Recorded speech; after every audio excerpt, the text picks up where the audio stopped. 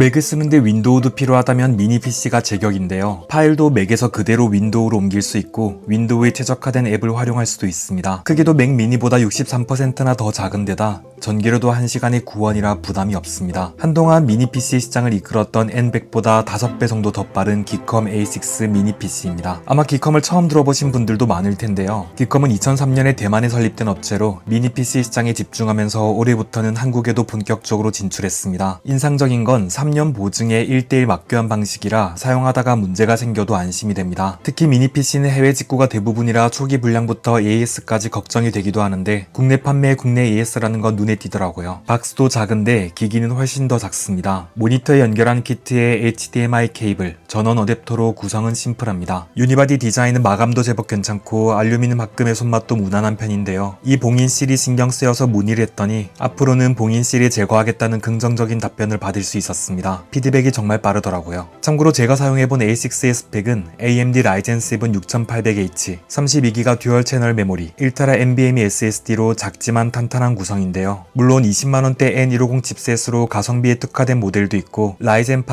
16GB 램의 윈도우 11 프로까지 품었지만 50만원으로 만나볼 수 있는 중급형 모델의 인텔 라인업까지 나름 탄탄한 제품군을 가지고 있었습니다. 다시 돌아와서 제가 써본 A6 모델은 크기는 작아도 후면 단자는 제법 알찬 데다 접근성이 높은 측면과 전면 단자까지 있습니다. 다만 썬더볼트를 지원하지 않고 전면에 C타입 포트가 없는 건 아쉽더라고요. 인상적인 건 어댑터가 글로벌 4위의 FSP 제품이라는 건데요. 안팎으로 원가 절감의 흔적이 없다는 게 눈에 띄었습니다. 윈도우 11 프로가 기본 탑재되어서 전원을 켜면 간단한 설정만으로 바로 사용해 볼 수 있었는데요. 가벼운 작업에서는 소음이 거의 없지만 50% 이상 CPU를 활용하기 시작하면 팬 소음의 존재감은 있습니다. 미니 선풍기와 비교해 봤는데요.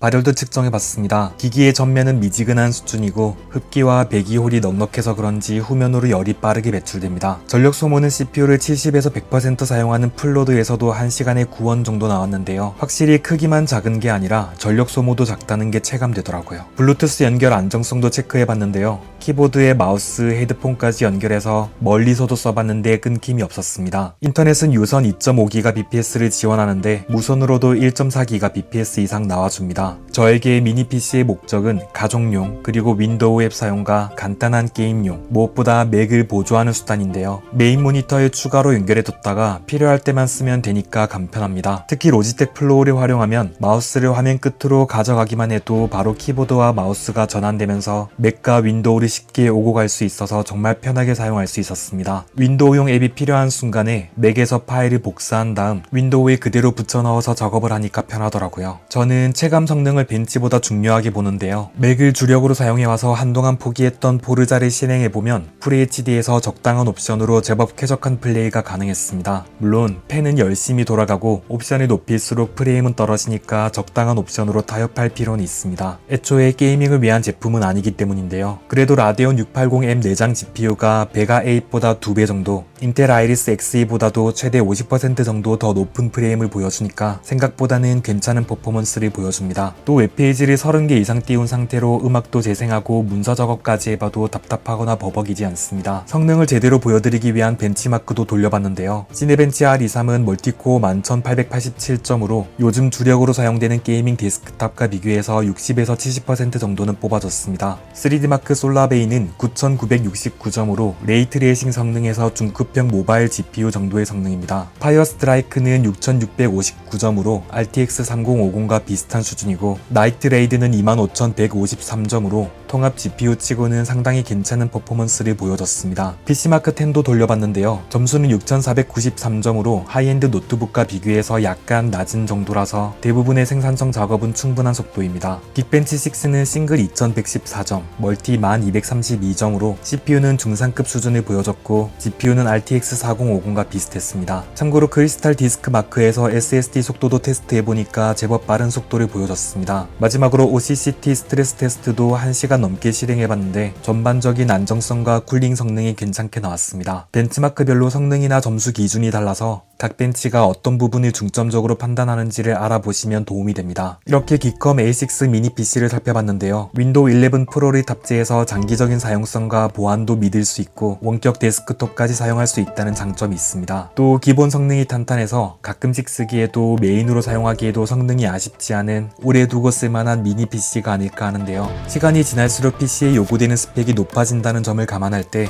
처음부터 제법 괜찮은 스펙으로 구성해서 사용해보는 것도 괜찮을 것 같습니다. 물론 단점은 미니 PC 치고는 높은 가격입니다. 초저가 노트북을 구입할 수도 있는 가격인데요. 하지만 미니 PC 시장에서 국내 판매, 국내 AS, 그리고 비슷한 스펙의 윈도우 11 프로까지 모두 품은 제품을 찾다 보면 이 모델이 전혀 터무니없는 가격은 아닙니다. 또 기컴의 라인업도 20만원대부터 정말 다양한 스펙별 모델이 있으니까 원하는 스펙과 가격을 고를 수도 있습니다. 모두를 위한 제품은 아닌 만큼 미니 PC를 찾았던 분들이나 업무용, 가족용, 공용 PC 또는 저처럼 매개 한 개를 채워줄 서브 PC를 찾으셨던 분들에게 나름 괜찮은 선택지가 될 것 같습니다. 여러분들의 의견도 궁금한데요. 이 영상이 도움이 되셨다면 구독과 좋아요, 알림 설정도 부탁드립니다. 이상 맥가이버였습니다.